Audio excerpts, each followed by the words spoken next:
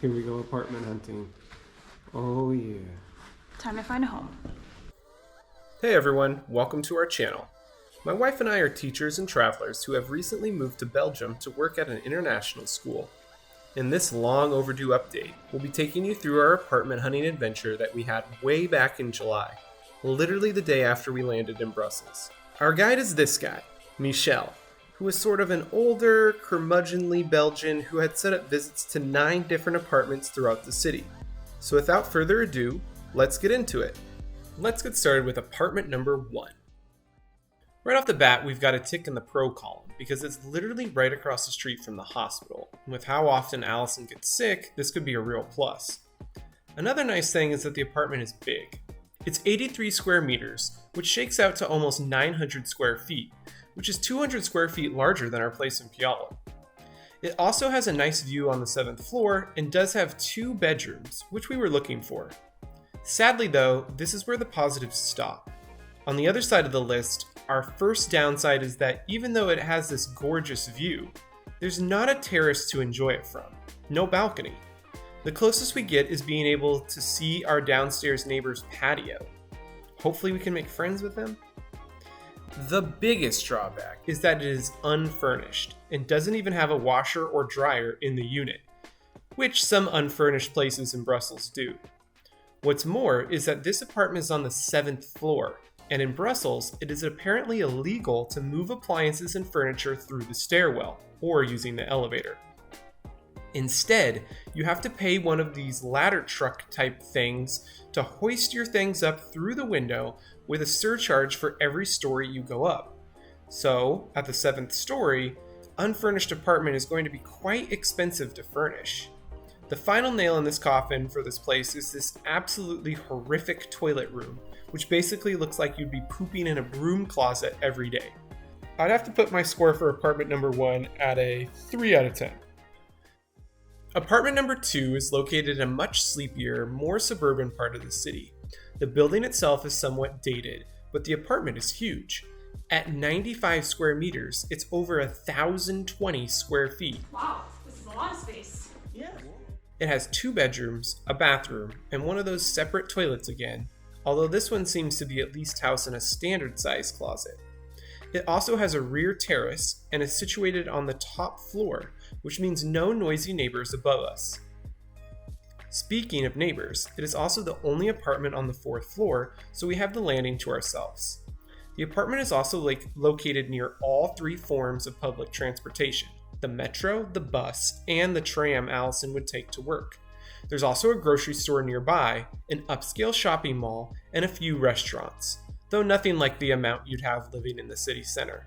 But we're fine with that. The apartment is also furnished. Very furnished. If we ever needed to host a dinner party for 30, we would have dishware for that. There are bed sheets, towels, extension cords, cupboards full of dishes, glasses and silverware, a vacuum, a cupboard of cleaning supplies, more towels, a not so good television, a washer-dryer combo machine, tablecloths, the list goes on and on. But the catch here is that all of the furnishings are old and honestly kind of ugly. But that's one of the only catches. It's more expensive than the first apartment, but we wouldn't have to buy hardly anything ourselves, as long as we're okay with the dated aesthetic. Also, the bed is too small. Way too small.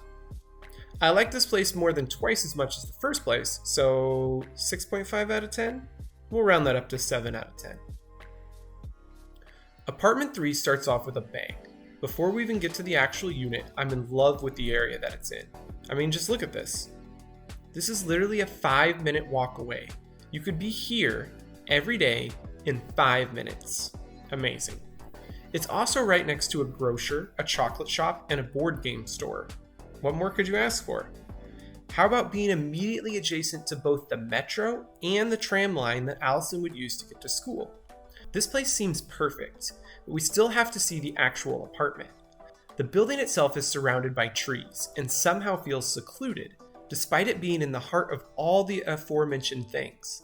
It just keeps getting better and better, until you go inside. It's occupied until the 1st September. Okay. It's good for you? It could be, yeah. So, the tenant is on vacation at the moment. Ah. There's maybe a lot of stuff. But so the main furniture stays. Yeah. Yes. The rest, of course, belongs to the tenant, so it will be empty.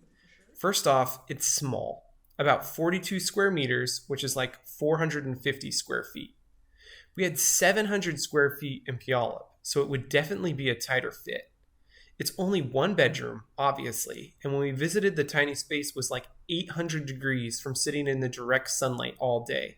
There is no AC, which is not unusual for Brussels, but what is unusual is that there's no oven, and the freezer is a separate unit plugged into the ground. There's a washer, but no dryer, and it is furnished, but only lightly so. Nowhere near as fully stocked as apartment number 2. The last knock against this place is that we wouldn't be able to move in until September 1st. We were viewing it on the 26th of July, which meant if we wanted it, we'd have to spend all of August bouncing around Airbnbs or renting a hotel room. I wanted to like this place simply because of the area, but in the end, there were just too many downsides. I'll give it 4 points for location and 1 point for having 4 walls and a roof. 5 out of 10. Next up, we head to a completely different commune. Communes are what they call neighborhoods in Brussels, and apartment 4 is located in Ogerhem.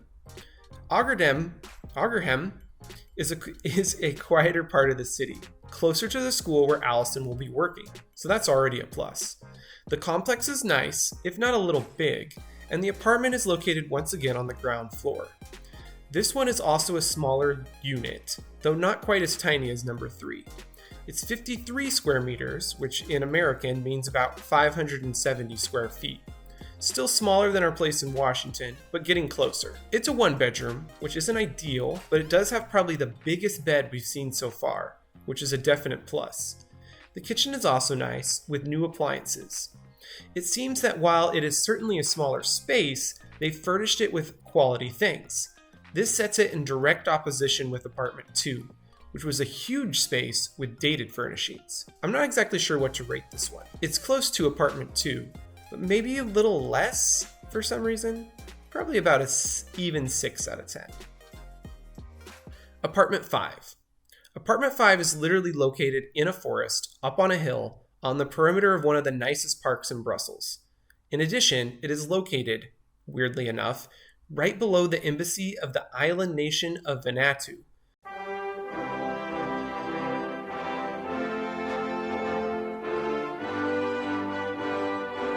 Who apparently decided to set up their official government headquarters in the heart of the European Union in an apartment building in a park. The apartment we're looking at is huge, at 98 square meters or 1,055 square feet. It features an office space, 2 bedrooms, and 2 toilets, one of which isn't even in a closet. It is also fully furnished with a well-equipped kitchen. There are problems though. 1. It is somewhat removed from public transport, with just the tram nearby. 2. It is not available to rent until the 14th of September, meaning it would be about a month and a half wait until we could move in. 3. I saw a few spiders, which is a big deal for me. I honestly like the apartment though, and would put it up with my favorites of the day, but waiting 40 days to move in sets the score backwards a couple points. 5 out of 10. Apartment 6. Apartment 6 is actually back in the same commune as Apartment 2, which is okay with us, as the sleepy, clean, suburban-like neighborhood is a great alternative to the hustle and bustle of the city center, while still being close to all forms of public transport. Right off the bat, Apartment 6 comes out swinging with this swanky entry space. We head up to the first floor. That's right, the first floor in Europe is what we would call the second story. It's weird here, I know. The apartment itself has even more in store. You have 2 doors. Wow. That's twice as many doors. Oh, and the second. C'est une porte blindée celle-ci. Het is een armored door. An armored door? Yeah. Hopefully we don't need an armored door. This gorgeous space is a fully furnished 70 square meters, which at 750 square feet is just a little bit bigger than our old home. It has 2 bedrooms, a workspace, and some quality furnishings. The terrace is awesome, as are the size of both the beds. Perhaps the only drawback is the kitchen, which is a bit small. Otherwise though, it's the best we've seen so far. We both agree that this is our number one pick and score it at 8 out of 10.